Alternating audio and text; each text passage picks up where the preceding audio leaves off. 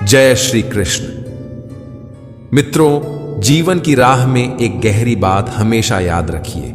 हमारे कर्मों का फल हमें उसी तरह ढूंढ लेता है जैसे कोई बछड़ा सैकड़ों गायों के बीच अपनी मां को पहचान लेता है। यह प्रकृति का अटल नियम है। हम हर पल हर क्षण कोई ना कोई कर्म कर रहे होते हैं, चाहे वह सोचने का हो, बोलने का हो या कोई कार्य करने का। ऐसा कोई क्षण नहीं होता जब हम कर्म से पूर्ण रूप से मुक्त रह सकें। कुछ कर्म ऐसे होते हैं जो छल, स्वार्थ और झूठ से भरे होते हैं, जबकि कुछ कर्म कर्तव्य बोध, सेवा और समर्पण से प्रेरित होते हैं।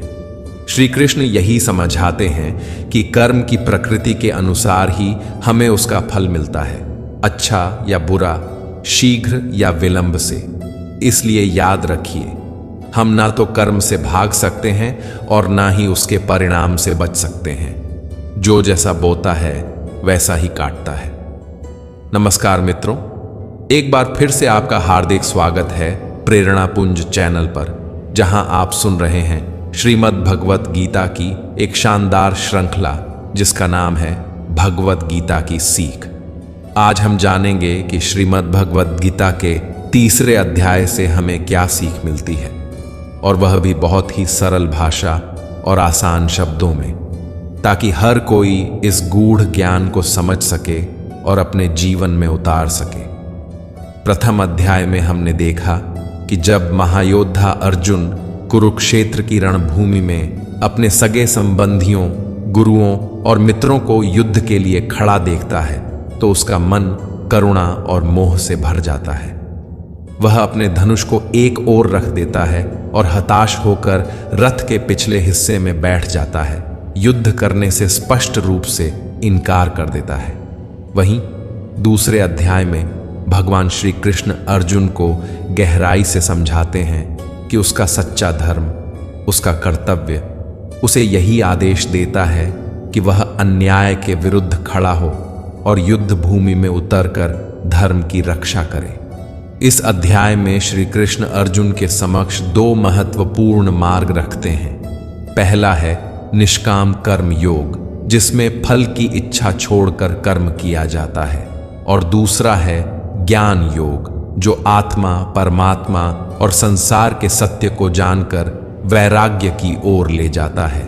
इन दोनों मार्गों के माध्यम से श्री कृष्ण अर्जुन के भ्रम को दूर करते हैं और उसे कर्तव्य पथ पर अग्रसर करते हैं। मित्रों, श्रीमद् भगवद गीता के तीसरे अध्याय में हम जानेंगे कि ऐसी कौन सी दो शक्तियां हैं जो आपको इस संसार में कुछ भी प्राप्त करने की सामर्थ्य देती है।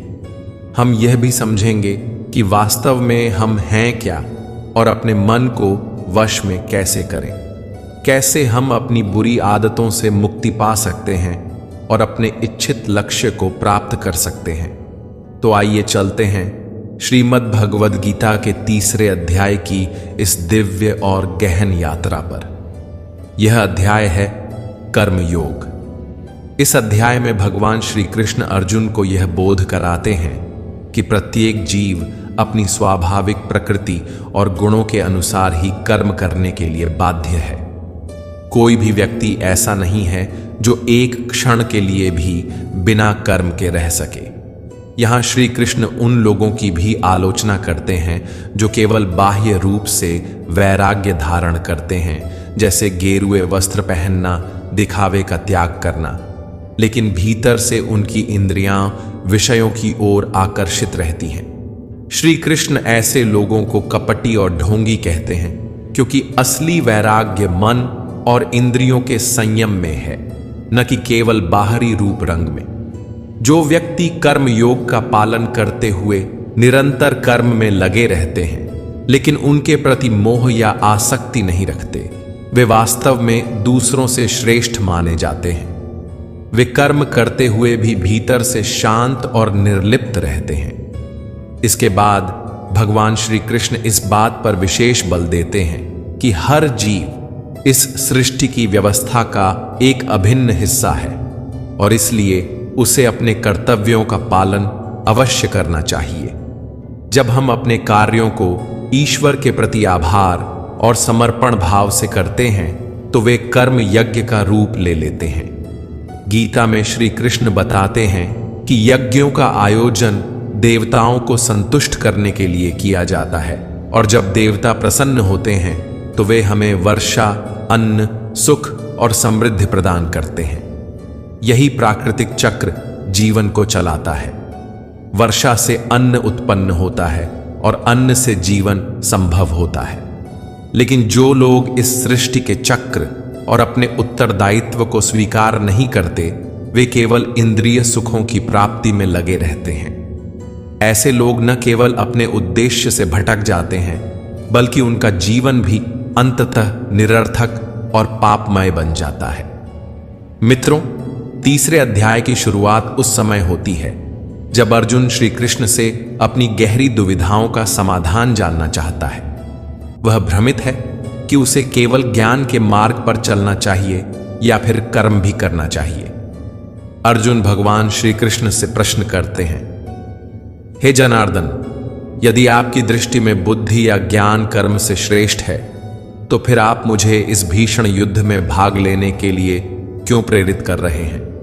आपने जो उपदेश दिए हैं उनके अर्थ अनेक हैं और उन्हें सुनकर मेरी बुद्धि भ्रमित हो गई है। अर्जुन कहता है, आपकी बातों से ऐसा प्रतीत हो रहा है कि ज्ञान मार्ग अधिक श्रेष्ठ है, फिर भी आप मुझे कर्म करने यानी युद्ध करने के लिए कह रहे हैं। अर्जुन आगे कहता है, तो कृपया आप ही मुझे स्पष्ट रूप से बताइए कि क्या मैं ज्ञान का मार्ग अपनाकर संन्यास लूं या फिर कर्म का मार्ग चुनकर युद्ध करूं? मुझे केवल वही मार्ग बताइए जो मेरे लिए सबसे उत्तम और कल्याणकारी हो। यह सुनकर भगवान श्री कृष्ण मुस्कुराते हुए अर्जुन से कहते हैं, लोकेस्मिन् द्विविधा निष्ठा पुरा प्रोक्ता मया नघ, ज्ञान योगेन सांख्याणाम कर्म योगेन योगिनाम। अर्थात, हे निष्पाप अर्जुन, इस संसार में मैंने पहले ही दो प्रकार की निष्ठाओं का वर्णन किया है। ज्ञान योग उन लोगों के लिए है जिनकी प्रवृत्ति चिंतन, अध्ययन और आत्म साक्षात्कार में होती है, जबकि कर्म योग उनके लिए है जो कर्मशील हैं, जो अपने कर्तव्यों का पालन करते हुए मोक्ष की ओर बढ़ना चाहते हैं। मित्रों, योग का अर्थ है ऐसा मार्ग जो हमें आत्मिक उन्नति की ओर ले जाए और हमारे जीवन को सार्थक बना दे। गीता में श्री कृष्ण दो प्रमुख मार्ग बताते हैं, एक है ज्ञान योग और दूसरा है कर्म योग। लेकिन इन दोनों ही रास्तों में एक चीज समान है और वह है कर्म। कर्म करना अनिवार्य है, चाहे आप किसी भी मार्ग पर चलें। इसीलिए श्री कृष्ण स्पष्ट रूप से कहते हैं, न कर्मणाम नारंभान्नैष्कर्म्यम पुरुषोष्णुते न च सन्न्यसनादेव सिद्धिम समधिगच्छति। अर्थात, ना तो केवल कर्म न करने से कोई व्यक्ति कर्मों से मुक्त हो सकता है और ना ही मात्र बाह्य रूप से संन्यास लेने से कोई परम सिद्धि या ज्ञान की अवस्था प्राप्त कर सकता है। भगवान श्री कृष्ण अर्जुन से कहते हैं, चाहे तुम्हें ज्ञान योग बेहतर लगे या कर्म योग, दोनों ही स्थितियों में तुम्हें कर्म तो करना ही पड़ेगा। केवल सोच लेने से या ज्ञान के पथ पर चलने की कल्पना करने से सिद्धि प्राप्त नहीं होती। कई लोग सोचते हैं, हम तो अब कोई कर्म नहीं करते, हम निष्कर्म हो गए हैं। और कुछ लोग कहते हैं, हम तो ज्ञान योग के अनुयायी हैं, हमें सब कुछ ज्ञात है। लेकिन श्री कृष्ण इन दोनों भ्रमों को तोड़ते हैं। वे स्पष्ट करते हैं कि चाहे आप ज्ञान योग में हों या निष्काम कर्म योग में, दोनों में कर्म करना अनिवार्य है। भगवान श्री कृष्ण अर्जुन से अत्यंत गहराई और भाव से कहते हैं कि यदि कोई व्यक्ति यह दावा करता है कि वह अहम ब्रह्मास्मि की अवस्था में पहुंच चुका है और अब उसे कोई कर्म करने की आवश्यकता नहीं है, तो वह व्यक्ति केवल दिखावा कर रहा है। वह अहंकार और भ्रम से भरा हुआ है, क्योंकि इस संसार में कोई भी मनुष्य ऐसा नहीं है जो एक क्षण के लिए भी पूरी तरह निष्क्रिय रह सके। श्री कृष्ण अर्जुन को समझाते हैं कि हर जीव प्रकृति द्वारा उत्पन्न गुणों के अधीन होकर ही कर्म करता है। अर्जुन, तुम भी एक मनुष्य हो। चाहे तुम चाहो या न चाहो, तुम्हारे शरीर से कर्म तो होते ही रहेंगे। तुम्हारा सांस लेना, भोजन करना, सोचना, ये सभी भी कर्म ही है। और जब तक यह शरीर है तब तक तुम पूरी तरह निष्क्रिय नहीं रह सकते। श्री कृष्ण अर्जुन को याद दिलाते हैं कि तुम एक क्षत्रिय हो और तुम्हारा धर्म है कि तुम अन्याय और अधर्म के विरुद्ध खड़े हो। यदि तुम इस युद्ध से पीछे हटते हो तो तुम न केवल अपने धर्म से विमुख होगे बल्कि अपने अस्तित्व से भी मुंह मोड़ लोगे। इसलिए तुम्हारे लिए सन्यास का मार्ग नहीं बल्कि कर्म का मार्ग ही सर्वोत्तम है। श्री कृष्ण आगे भावुक होकर कहते हैं कि तुम यह समझो कि ये सभी कर्म वास्तव में तुम नहीं कर रहे बल्कि प्रकृति तुमसे करवा रही है। तुम केवल एक माध्यम हो। जब तुम यह जान जाओगे कि तुम स्वयं कर्ता नहीं हो बल्कि केवल एक साक्षी हो, तभी तुम फल की इच्छा से मुक्त होकर एक सच्चे कर्मयोगी बन सकोगे। भगवान श्री कृष्ण अर्जुन को आश्वासन देते हैं कि जब तुम अपने सभी कर्मों को फल की अपेक्षा के बिना मेरे चरणों में समर्पित कर दोगे, तब मैं स्वयं तुम्हारा कर्ता बन जाऊंगा। और जब मैं तुम्हारा कर्ता बन जाऊंगा तो तुम्हें वह सब कुछ प्रदान करूंगा जिसकी तुम्हें जरूरत होगी। राज्य, सुख, सम्मान, सब कुछ बिना मांगे, बिना परिश्रम किए। लेकिन यदि तुम कर्म से बचते हुए केवल भोग चाहते हो तो तुम एक चोर कहलाओगे और तब तुम कभी मुझसे, परमात्मा से नहीं जुड़ पाओगे। श्री कृष्ण अंत में कहते हैं कि जिस प्रकार महान आत्माएं खाने के लिए नहीं जीती बल्कि जीने के लिए खाती हैं, उसी प्रकार तुम्हें भी परिणाम के लिए नहीं बल्कि धर्म और लोक कल्याण के लिए युद्ध करना चाहिए। यही सच्चा कर्म योग है और यही जीवन का वास्तविक धर्म। हे अर्जुन, तुम मनुष्यों में सबसे महान हो, श्रेष्ठ हो, तेजस्वी हो और योग्य भी। इसलिए तुम्हारे कर्म सिर्फ तुम्हारे नहीं रह जाते, वे एक आदर्श बन जाते हैं। जैसा तुम करोगे ठीक वैसा ही तुम्हारी संतानें करेंगी और वही कार्य आने वाली पीढ़ियों का मार्गदर्शन करेगा। तुम केवल स्वयं के लिए नहीं, पूरी मानवता के लिए उदाहरण हो। देखो मुझे, मैं स्वयं भगवान हूं। मुझे कोई भी कर्म करने की आवश्यकता नहीं है, न कोई अपेक्षा है, न कोई बंधन। फिर भी मैं निरंतर कर्म करता हूं। क्यों? क्योंकि मनुष्य की आत्मा मेरा ही एक अंश है। यदि मैं कर्म करना छोड़ दूं तो यह पूरी सृष्टि कर्महीन होकर विनाश की ओर बढ़ जाएगी। इसलिए मैं स्वयं कर्म करता हूं ताकि मनुष्य मुझसे प्रेरणा ले सके और अपने जीवन को धर्ममय बना सके। श्री कृष्ण अर्जुन से कहते हैं, यदि तुम्हारे साथ कोई न खड़ा हो, कोई तुम्हारी आलोचना करे, अपमान करे या तुम्हारी राह में बाधाएं डाले, तब भी तुम बिना विचलित हुए अपना कर्म करते जाओ। क्योंकि जब कोई सच्चा कर्मयोगी बिना किसी स्वार्थ और द्वेष के केवल कर्तव्य में लगा रहता है तो समय के साथ वही आलोचक भी उसकी प्रशंसा करने लगते हैं, उसका अनुसरण करने लगते हैं। श्री कृष्ण कहते हैं, मयि सर्वाणि कर्माणि सन्न्यस्य अध्यात्म चेतसा निराशीर निर्ममो भूत्वा युध्यस्व विगतज्वरः। अर्थात हे अर्जुन, अपने समस्त कर्म मुझे अर्पित कर दो और निरंतर मुझे परमात्मा रूप में स्मरण करते हुए कामनाओं और ममता से मुक्त होकर अपने भीतर के मानसिक कष्टों को त्याग कर इस धर्म युद्ध में पूरे उत्साह से खड़े हो जाओ। क्योंकि जो व्यक्ति यह समझता है कि वह स्वयं ही सब कुछ कर रहा है, उससे बड़ा मूर्ख और पीड़ित कोई नहीं होता। वह न केवल दुखी होता है बल्कि दूसरों को भी भ्रमित करता है। और ज्ञानी जन ऐसे अज्ञानी लोगों से विवाद नहीं करते, उन्हें केवल दया की दृष्टि से देखते हैं। इसलिए हे अर्जुन, तू अपने कर्मों के बंधन में मत उलझ, न मोह रख, न पछतावा कर, न आशा बांध, केवल अपना कर्म कर पूरे समर्पण भाव से, बिना किसी अपेक्षा के, क्योंकि यही सच्चा धर्म है। हे अर्जुन, हमेशा यह बात हृदय में बिठा लो कि अपने धर्म और कर्तव्य का पालन, चाहे उसमें थोड़ी सी भी कमी क्यों न रह जाए, फिर भी दूसरों के धर्म को अपनाने से कहीं अधिक श्रेष्ठ और कल्याणकारी होता है, क्योंकि अपना धर्म हमारे स्वभाव के अनुकूल होता है, जबकि दूसरे का धर्म चाहे कितना भी आकर्षक क्यों न लगे, अंततः वह हमें भ्रम, विफलता और दुख की ओर ही ले जाता है। अर्जुन ने गहरे भाव से पूछा, भगवान, यदि मनुष्य वास्तव में आपके ही अंश हैं, तो फिर उससे गलतियां क्यों होती हैं? वह बुरे कर्म क्यों करता है? यह प्रश्न केवल अर्जुन का नहीं, यह हर मनुष्य के भीतर उठने वाला प्रश्न है कि जब हम ईश्वर के अंश हैं, तो फिर हमसे पाप क्यों होते हैं?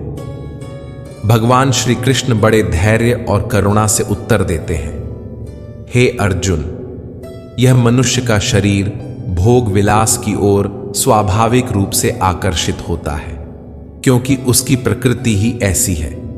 जब उसकी इच्छाएं पूरी नहीं होती तो वह क्रोध से भर जाता है।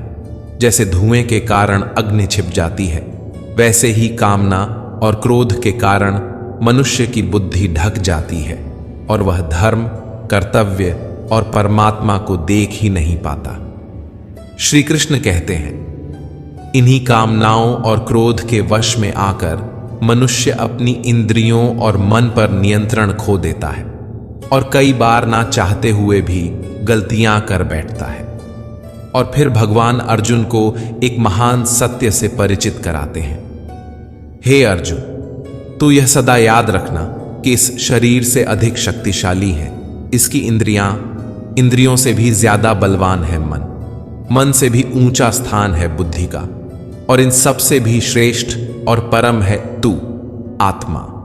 इसीलिए हे अर्जुन, तू आत्मा के बल से अपनी बुद्धि को वश में कर, बुद्धि से अपने चंचल मन को नियंत्रित कर, मन से इंद्रियों को संयमित कर, और फिर तेरी इंद्रियां तुझे सही दिशा में कर्म करने के लिए प्रेरित करेंगी। मित्रों, आइए आज हम भगवान श्री कृष्ण की कही हुई उन दिव्य बातों को आधुनिक जीवन के दृष्टिकोण से एक भाव के साथ समझने की कोशिश करें।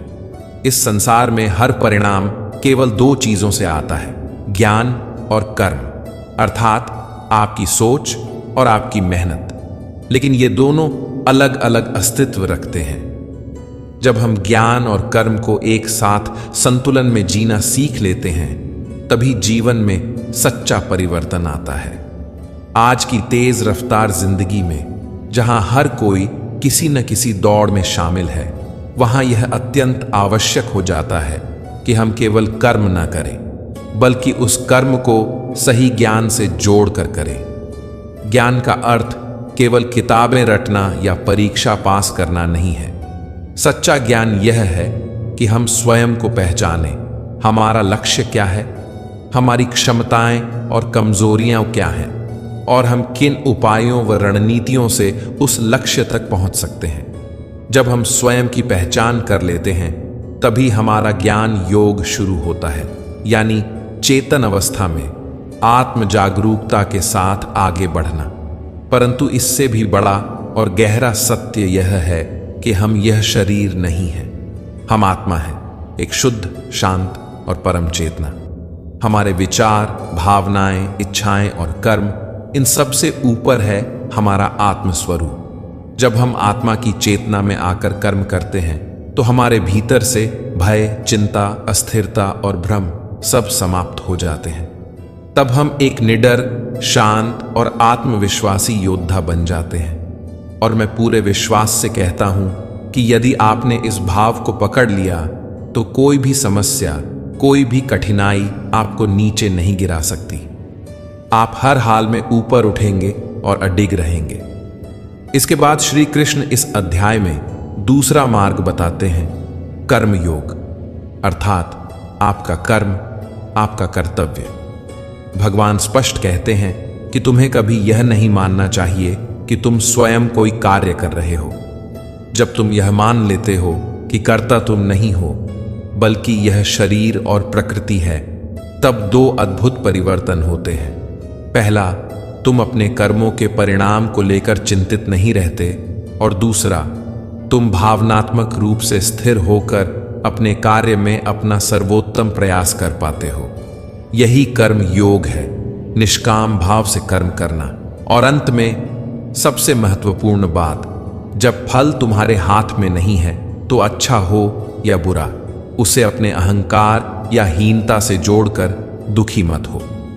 श्री कृष्ण ने स्पष्ट रूप से कहा है, कर्म करो लेकिन फल की चिंता मत करो।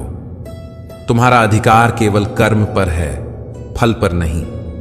इसके अलावा श्रीमद् भगवद गीता के 3 अध्याय में यह भी बहुत सरल और स्पष्ट शब्दों में बताया गया है कि आप अपनी किसी भी बुरी आदत से कैसे छुटकारा पा सकते हैं।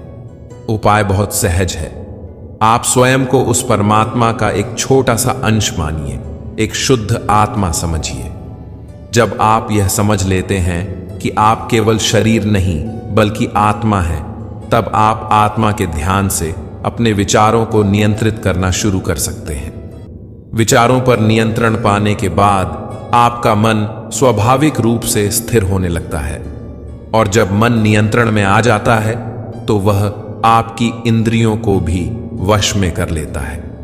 जब आपकी इंद्रियां आपके काबू में आ जाती हैं, तब कोई भी बुरी आदत छोड़ना या जीवन में किसी भी कठिन कार्य को करना आपको मुश्किल नहीं लगेगा। जीवन सरल लगने लगेगा और आत्मबल से भरपूर हो जाएगा।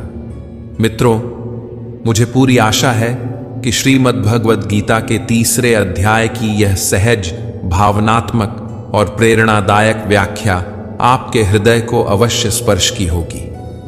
आपने इस अध्याय से क्या अनुभव किया, क्या सीखा? कृपया हमें कमेंट करके अवश्य बताएं। यदि कहीं कोई त्रुटि रह गई हो या कोई बात अधूरी रह गई हो तो मैं विनम्रता पूर्वक क्षमा चाहता हूं। यदि आपको यह प्रस्तुति अच्छी लगी हो तो इसे लाइक और शेयर करना न भूलें। साथ ही चैनल को सब्सक्राइब जरूर करें और घंटी का बटन दबाएं ताकि आने वाले सभी श्रीमद् भगवद गीता से जुड़े ज्ञानवर्धक और जीवन को प्रेरित करने वाले वीडियो आप तक बिना किसी रुकावट के पहुंचते रहे। बहुत जल्द हम फिर मिलेंगे श्रीमद् भगवद गीता के 4 अध्याय की एक और सरल, गूढ़ और मन को छू लेने वाली व्याख्या के साथ। तब तक के लिए स्वस्थ रहिए, प्रसन्न रहिए और आत्मा से जुड़े रहिए। जय श्री राधे कृष्ण। राधे राधे।